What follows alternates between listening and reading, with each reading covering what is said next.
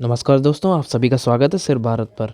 जिस तरह हम जानते हैं कि ज्ञानवापी मस्जिद या मंदिर को लेकर एक सुप्रीम कोर्ट में विवाद चल रहा है, उसको लेकर कुछ पाकिस्तानी और भारतीय मुस्लिमों की इस रिएक्शन मंदिर है। को लेकर आइए जानते हैं उस विवाद के बारे में। उसको न्याय दिलाने को लेकर जो लड़ाई लड़ी जा रही है, उसके सबसे बड़े सबसे मुख्य चेहरा जो हैं विष्णु जैन जी, वकील विष्णु जैन, वो हमारे साथ जुड़ गए हैं। विष्णु भाई, आप चीख चीख कर कहते रहे नवभारत पर, पाठशाला में हम बार बार बताते रहे, दिखाते रहे। अब तो एएसआई अपनी रिपोर्ट में लिख रहा है कि वहां मंदिर नहीं, वहां पहले भव्य मंदिर था और अंदर 8-8 शिवलिंग मिलना, नंदी जी मिलना। अब और क्या ढूंढ रहे हैं लोग, मुझे समझ में नहीं आ रहा। हनुमान जी मिले हैं, गणेश जी मिले हैं, विष्णु भगवान की मूर्ति मिली है। और मैं ये बताना चाहता हूँ सुशांत जी, ये बिना डिगिंग के मिले हैं, क्योंकि डिगिंग का ऑर्डर डिस्ट्रिक्ट कोर्ट वाराणसी ने दिया था, जबकि उसमें यह भी था कि डिगिंग करनी है बिना स्ट्रक्चर को डैमेज पहुंचाए हुए। उस ऑर्डर को इलाहाबाद हाईकोर्ट ने रोक लगाई उतने पार्ट को, और सुप्रीम कोर्ट ने भी उस बात को एफर्म किया।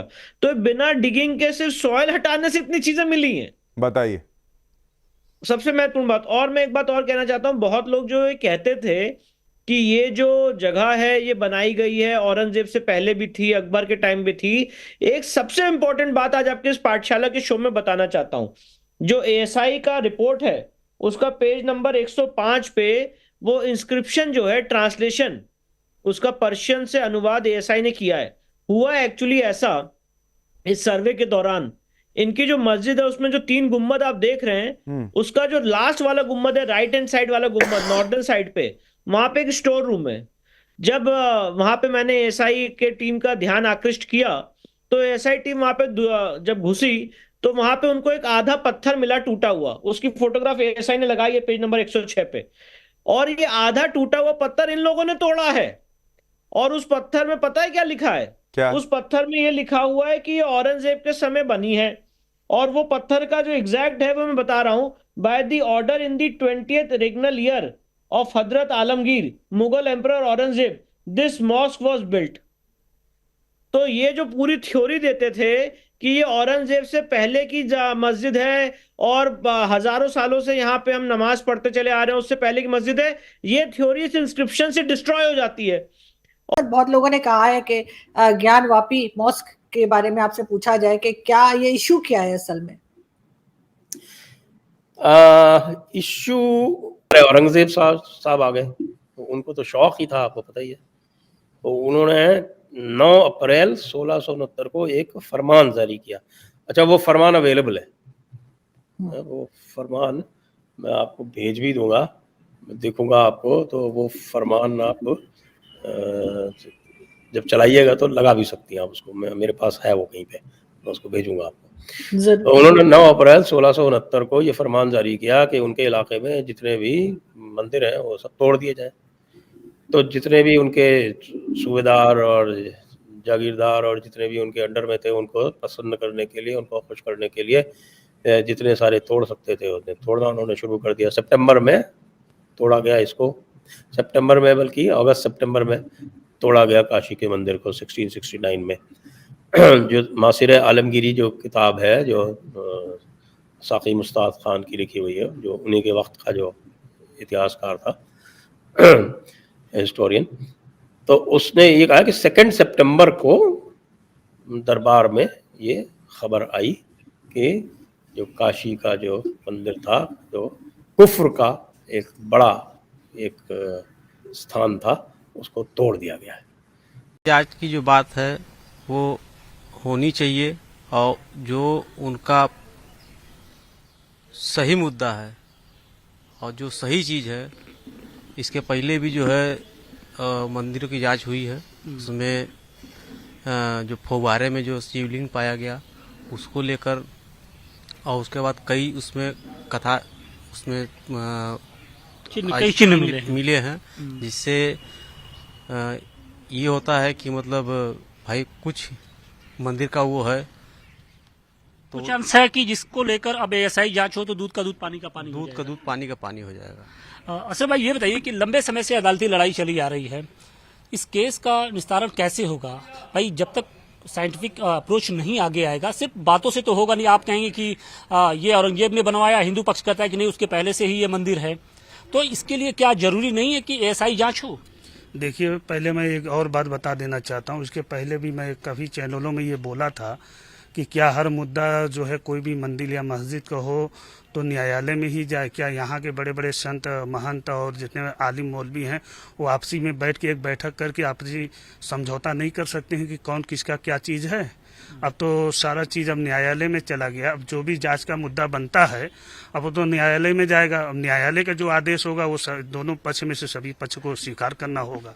लेकिन आप लोग क्या चाहते हैं न्यायालय से? इतर आप लोग की मैं राय जानना चाहता हूं कि भाई उस मंदिर है या मस्जिद है, इसे कैसे मालूम चलेगा? भाई कुछ तो साइंटिफिक अप्रोच करना पड़ेगा। अब तो न्यायालय जो जिसे आदेश देगा उसको तो एक पक्ष को स्वीकार करना ही होगा। अब जिसके पक्ष में जो भी फैसला आएगा उसको एक पक्ष को स्वीकार करना होगा। मतलब ये बताइए कि यह मुद्दा कैसे हल होगा? हालांकि हिंदू पक्ष कह रहा है कि अगर एएसआई जांच करा ली जाए तो दूध का दूध पानी का पानी हो जाए। जी देखिए, बिल्कुल एसआई जांच होनी चाहिए, क्योंकि जब शिवलिंग का साक्ष्य मिला हुआ है और लोग उसको मानने के लिए तैयार नहीं है, तो ऐसे में न्यायालय ही हमारे पास एकमात्र ऐसा साधन है जहां पर जाकर के न्याय की उम्मीद की जा सकती है और जिसको हर किसी को मानना अनिवार्य होगा, क्योंकि आज के समय में ऐसा कोई भी नहीं है जिसकी बात को लोग मान सके। तो ऐसे में न्यायालय उचित साधन है न्याय कराने का, और दूसरा कि एएसआई जांच जरूर होनी चाहिए। लेकिन जो मुस्लिम पक्ष है वो औरंगजेब का महिमा मंडन कर रहा है, वो औरंगजेब को कह रहा है कि वो बेहतर प्रशासक थे। क्या आप लोग भी इस बात से इत्तेफाक रखती हैं? जी बिल्कुल नहीं। अगर वो बेहतर प्रशासक होता तो पूरी जनता को साथ लेकर के चलता। वो यहाँ आकर के उसका एकमात्र उद्देश्य था कि मुसलमान आबादी को बढ़ाया जाए, हिंदू मंदिरों को तोड़ा जाए, हिंदू आस्था को खत्म किया जाए, हिंदुओं को खत्म किया जाए। तो इसलिए वो बेहतर शासक तो कतई नहीं हो सकता। बेहतर शासक नहीं। आपकी नजरों में क्या है औरंगजेब? क्या लगता है कि औरंगजेब ने ही वो मस्जिद बनवाया या उस मस्जिद के पहले ही कोई ऐसा स्ट्रक्चर था जिसमें आदि विश्वेश्वर विराजमान थे? जी, ये तो इतिहास गवाह है कि कैसे औरंगजेब ने यहाँ की मंदिरों को तोड़ा और उस पर मस्जिद का निर्माण करवाया सिर्फ और सिर्फ मुसलमानों को खुश करने के लिए। ऐसे में औरंगजेब एक अच्छा शासक कतई नहीं हो सकता और हमें भी ये मान लेना चाहिए कि जो जिसका हक है उसको वापस कर देना चाहिए। और रही बात एएसआई जांच की, तो वो जरूर होना चाहिए ताकि इसे दूध का दूध और पानी का पानी हो जाएगा और पता भी चल जाएगा कौन चीज किसकी है। जो हमारा एसआई ने बताया है कि आप जो कह रहे हैं, तो हर जमाने में कोई ना कोई बदलाव आता रहा है, क्योंकि भारत जो है हमेशा सांस्कृतिक दबाव और सहिष्णुता और स्वीकार्य का देश रहा है। कभी किसी जमाने में आर्य आए, हूण आए, रोमन आए, मंगोल आए, मुगल आए, तुर्क आए, तो हर जमाने में कुछ ना कुछ बदलाव आता रहा। और यहाँ परिस्थिति की मुकदमा की बुनियाद थी कि बादशाह औरंगजेब ने तोड़ा है कि नहीं तोड़ा। जब बादशाह औरंगजेब के ज़माने की मस्जिद ही नहीं है तो बादशाह औरंगजेब की बात खत्म हो गई। विषय वस्तु जिस विषय बुनियाद पे ये ISI सर्वे हुआ, वो तो विषय वस्तु खत्म हो गई ना। लेकिन अब बदलाव, हम तो कहते हैं, हमारा मानना है कि कभी किसी जमाने में मठ था बौद्धिस्टों का, क्योंकि शंकराचार्य के जमाने में बौद्धिस्टों का अत्याचार हुआ, सारे बौद्धिस्ट चाइना की तरफ पलायन कर गए। तो हर जमाने में कुछ ना कुछ बदलाव होता रहा है और कल्चरल रहा है। और मुसलमान मुट्ठी भर आए थे, कारीगर कल्चर यहीं का था, वही डेवलप किया, वही कारीगर थे।